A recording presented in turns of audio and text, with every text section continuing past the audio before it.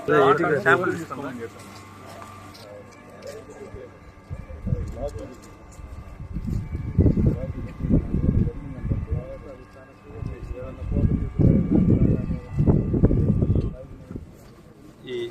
Water స్కీమ్ను ఒకసారి verify చేద్దామనే ఉద్దేశంతో ఇక్కడికి రావడం జరిగింది. బెడ్లు ఉన్నాయి, మనకి అవి ఫిల్టర్ చేసే బెడ్స్ ఉన్నాయి. బెడ్స్ కూడా ప్రతి 4 years ఒకసారి మార్చాల్సి వచ్చే పరిస్థితి, ఎందుకంటే అవి ఫస్ట్ వచ్చేసి వాటర్ క్లియర్గా రావు. కానీ దానిలో భాగంగా 4 బెడ్లు ఫస్ట్ 2 బెడ్లు కంప్లీట్ చేసిన తర్వాత మళ్ళా 2 బెడ్లు కంప్లీట్ చేసే కార్యక్రమంలో దాన్ని పరిశీలించడానికి ఇక్కడికి రావడం జరిగింది. మనం కూడా పట్టణ ప్రజలందరూ కూడా కొంచెం ఒక 1 week day by day water ఇస్తారు. మున్సిపల్ అధికారులు కూడా చెబుతా ఉన్నారు. ఎలాంటి చిన్న చిన్న ఇబ్బందులు వచ్చినా మన కోసం ఈ కార్యక్రమం చేస్తూ ఉన్నారు కాబట్టి అందరూ కూడా సహకరించాలి. 1 weekలో మ్యాక్సిమం ఎంత తొందరగా అయితే అంత తొందరగా దాన్ని క్లియర్ చేసేసి ప్రజలకు అందుబాటులోకి 4 బెడ్లు కూడా క్లియర్ చేసేసి 1 weekలో ఎట్టి పరిస్థితుల్లో 1 weekలో పట్టణ ప్రజలందరూ కూడా మళ్ళీ ఫ్రెష్ వాటర్ వస్తాయి. దానిలో ఈరోజు చూస్తూ ఉన్నాం సమ్మర్ స్టోరేజ్ ట్యాంక్ కనీసం మెయింటెనెన్స్ అంటే గత ప్రభుత్వాన్ని విమర్శించడం ఇక్కడ అధికారులు కాదు, అక్కడ పరిస్థితులు కాబట్టి కనీసం ఆ జంగిల్ కూడా క్లియర్ చేసే పరిస్థితి లేదు.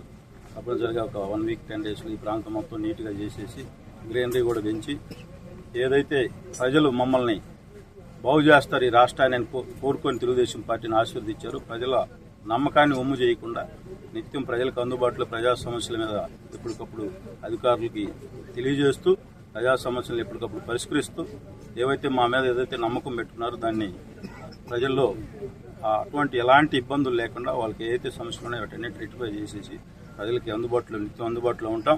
అధికారులు కూడా మీరు గత ప్రభుత్వంలో ఏ విధంగా ఉందో మీ పరిస్థితి తెలుసు. నిన్న మేము ఒక చిన్న జిల్లా మీటింగ్ పెట్టుకుంటే గత ప్రభుత్వం ఏవైతే 15th ఫైనాన్స్కి సెంట్రల్ గవర్నమెంట్కి సబ్మిట్ చేయాల్సిన బిల్లులు కూడా సబ్మిట్ చేయలేకపోతే 3 to 3 terms 1500 కోట్ల రూపాయలు ఈ రాష్ట్రానికి రావాల్సిన, అంటే మనకి సెంట్రల్ గవర్నమెంట్ నుంచి రావాల్సిన నిధులు కూడా తీసుకురాలే చేతగాని పరిస్థితుల్లో గత ప్రభుత్వం ఉంది. ఇవన్నింటినీ కూడా మన రాష్ట్రం చంద్రబాబు నాయుడు గారు ప్రతి వ్యవస్థని క్షుణ్ణంగా పరిశీలిస్తూ ఉన్నాడు. ఒక మ్యాక్సిమం 1 monthలో ఎక్కడ ఏ నిధులు ఎటు నుంచి మళ్ళీ ఇచ్చిన పరిస్థితి కూడా అర్థం కాని పరిస్థితి అధికారులు కూడా అంతా గందరగోళంగా ఉంది.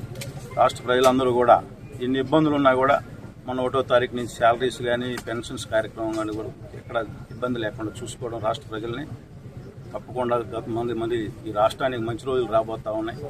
అంటే గత ప్రభుత్వం చేసిన తప్పులకి నెక్స్ట్ ఇప్పుడు మనం అంతా అనుభవించాల్సి వస్తూ ఉంది. బట్ అన్నింటినీ కూడా మన చంద్రబాబు నాయుడు గారు సీనియర్ కాబట్టి ఆయనకున్న తెలివితేటలతో ఈ రాష్ట్రాన్ని ముందుకు తీసుకొని పోతాడని చెప్పి ఈ రాష్ట్ర ప్రజలందరూ కూడా నమ్మారు.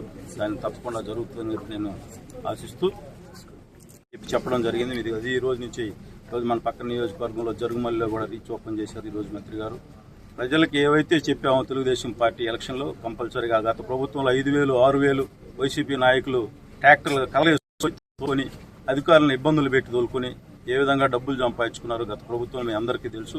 ఈ ప్రభుత్వం ప్రజా ప్రభుత్వం, ప్రజల వద్ద పరిపాలన చంద్రబాబు నాయుడు గారు. అంటే ఈరోజు సామాన్య మానవుడు కూడా ఒక వ్యక్తి 20 టన్నులు తీసుకొచ్చుకోవచ్చు అని చెప్పి కూడా చెప్పడం జరుగుతుంది. అంటే ప్రజలకు మేలు చేసే ప్రభుత్వం తెలుగుదేశం పార్టీ ప్రభుత్వం అని చెప్పి మీరందరూ కూడా గమనించాలని చెప్పి ఈ జగన్మోహన్ రెడ్డి గారు నిన్న కూడా చెబుతా ఉన్నాడు.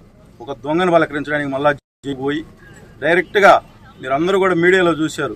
పిన్నెల్లి రామకృష్ణారెడ్డి గారు ఏం ఘనకార్యం చేశారు. డైరెక్ట్గా పబ్లిక్లో బూత్లోకి పోయి ఈవీఎంలు బగలగొడతా ఉంటే దానికి కేసు పెట్టి ఎలక్షన్ కమిషనరు కంప్లీట్గా దాని మీద కంప్లైంట్ చేసేసి రిమాండ్ పంపిస్తే అక్కడికేదో పోయి ఆయన ఏదో దేవాలయాలు కట్టినట్టుగా లేదా ప్రజలకు ఏదో చేసినట్టుగా ఆయన పలకరించి ఈయన మళ్ళా ఆడ ప్రెస్ స్టేట్మెంట్ కూడా చూసాం. అంటే 11 సీట్లు ఇచ్చినా కూడా ఇంకా ప్రజల్లో నేను తిరస్కరించినా కూడా ఇంకా ఆలోచన విధానం మారలేదంటే జగన్మోహన్ రెడ్డి గారి నియంత్రణతో ధోరణి ఏ విధంగా ఉందో మనందరం కూడా గమనించాలి. ఈ ప్రజలందరూ కూడా గమనించారు. జీవితంలో మళ్ళా జగన్మోహన్ రెడ్డి అనే వ్యక్తిని ఈ రాష్ట్ర ప్రజలు మళ్ళా ముఖ్యమంత్రి చేయరని అయితే చాలా గట్టిగా నమ్ముతా ఉన్నా. నీకు ఒక వ్యక్తి 20 టన్నులు తీసుకోవచ్చు. దానికి మొత్తం ఏవైతే కండిషన్స్ ఉన్నాయో ఈ రోజు రేపట్లో మొత్తం బయటకు వస్తే దాని ప్రకారం ఎలాంటి ఎవరికి ఇబ్బంది ఉన్నా మేము ఉన్న లోకల్లో అందుబాటులో